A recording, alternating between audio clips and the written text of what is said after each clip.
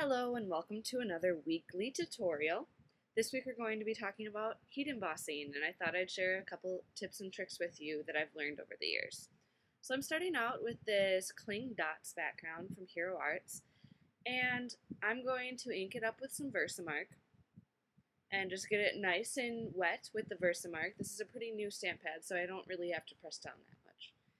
Then, this is a great idea for doing when you're doing backgrounds. Wipe a dryer sheet over the top of your card. That way, you're not going to end up with too much static cling when you put the embossing powder on. Now, carefully lay down the card, putting down one side first on the cling dots, and then carefully pressing it down on the other side. And always hold it in place with one hand and move the other hand. And I found that this just works the best. I've seen a lot of the Hero Arts artists and garden girls at 2Ps do it this way, and I think it works by far the best, just to have it on your table like that. And as I lift it up here, you can see that it's a perfect impression. And I'm just kind of stamping off the excess Versamark onto my scrap piece of paper. Now I'm going to cover the image in clear embossing powder, being careful not to smear the Versamark. It doesn't smear very easily, but it's not fun to get it on your fingers because it's a little sticky.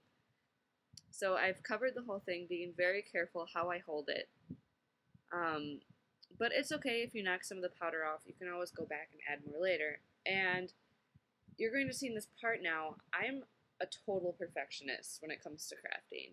So although this looks fine from this distance, I actually went back in with a paintbrush, a really fine tip paintbrush, and wiped away some of the excess.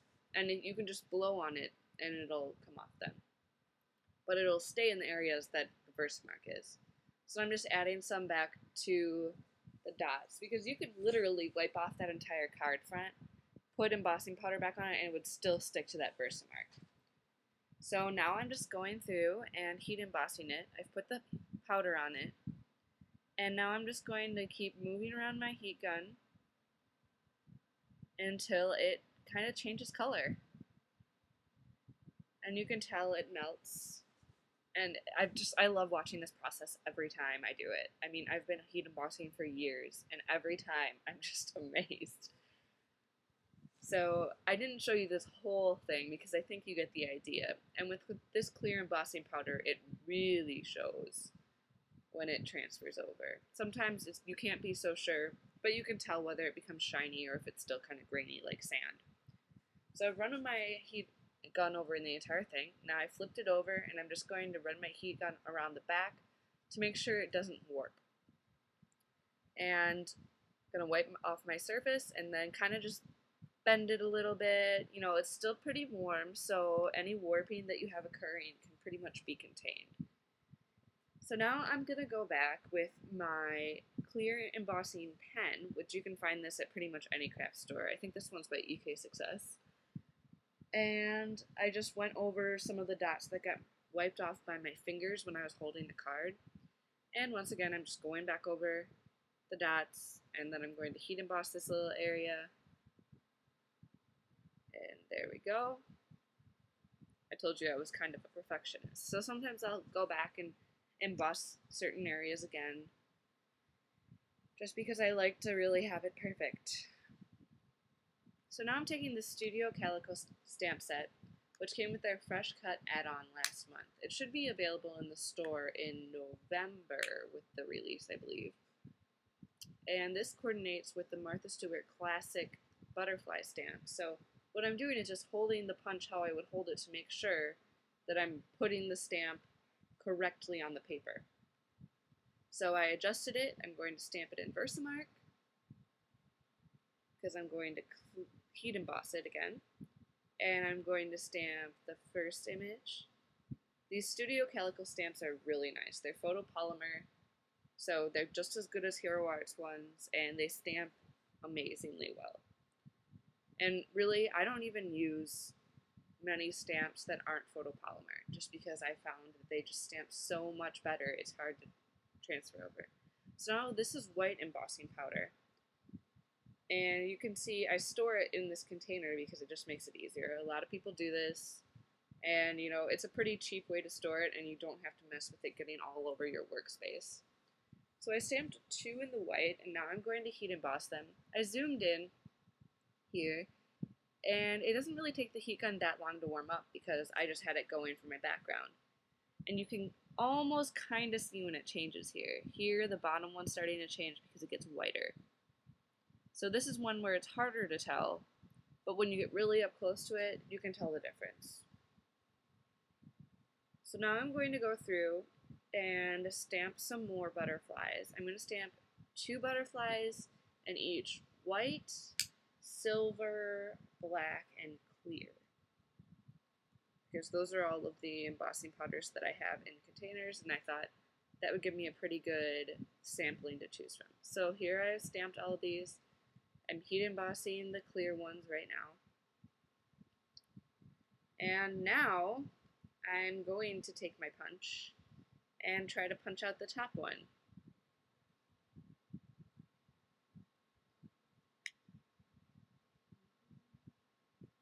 And you can see here, I line it up by looking in over the top, which is great about these stamps because it just coordinates so well. And then when I went to stamp down, I realized my punch was not working. And this is a brand new punch, so I'm going to have to send it back to the EK Success people because this is actually the second one of that punch that I purchased. I just didn't want to go through the hassle of replacing it the first time. But now they've both done that, so I'm going to have to email them. So I just decided to cut them out by hand. It wasn't very hard. I mean, they're not a too difficult shape to cut out. So here I've cut them all out. And now I'm going to stamp my sentiment. This is a thank you sentiment from the beautiful Peacocks set from Hero Arts. And I just love the sentiments in this set. There are only 3 sentiments, but I use them probably just as much as I use my happy birthday sentiments, which is like on every card. So I just used the clear block to make sure it was lined up. Now I'm gonna go, I cut the sides off so I could have a pretty normal looking sentiment strip.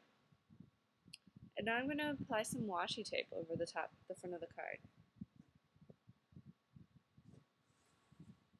And I've applied 3 different types there. I wanted to see if this lace would fit, but it was way too wide.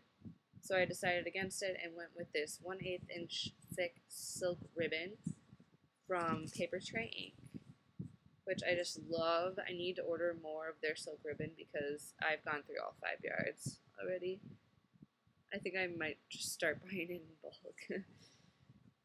So I've made this little ribbon into a bow. I wrapped it around twice, cut a slit in the side of the card so I could wrap it around. After a little fiddling, I get it all where I want it. So now I just kind of have this funky strip across the bottom. And here I'm kind of just judging where I should put my sentiment. And I decided that I want to put some star gemstones on it. So these are from Hero Arts.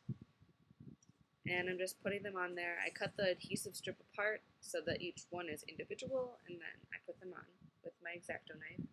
Now I'm adding it with some dimensional adhesive. I also inked around the edges too, which they take quite a while to dry because of the way ink works on edges of paper. I just use regular Memento ink, but it takes a while to dry. So I don't know if I'd recommend doing it on a straight edge like that. So now I'm kind of messing around with the placement of the butterflies. And I really want them to pop off the page, so I'm going to put them on using a 1/16 of an inch foam adhesive, pop dots, and then 1/8 inch foam adhesive. So they're all at varying levels.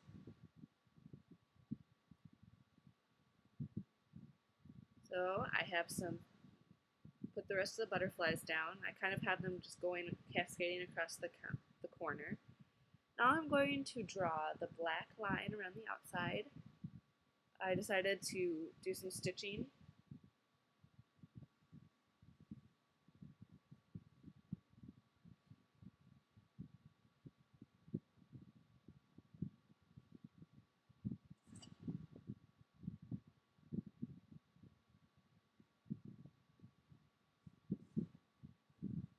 And now that I have that done, I decided that it's not exactly quite looking like how I want it to be.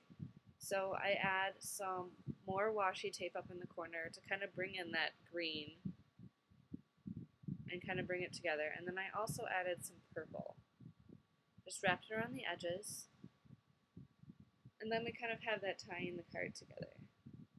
Now I've decided that I could use some gemstones on the butterflies as well. So I put a couple up there, just kind of in a triangle around 3 different butterflies. And put one on the bow of the ribbon.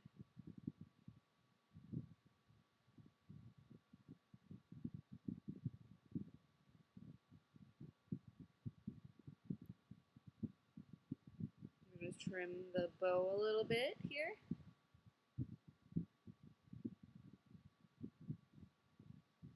And I believe that means we're all done. So thank you very much for watching. I hope you come back next Monday for another weekly video tutorial and that you've learned something from this video. Make sure to subscribe to my channel and I will see you next week. Thank you!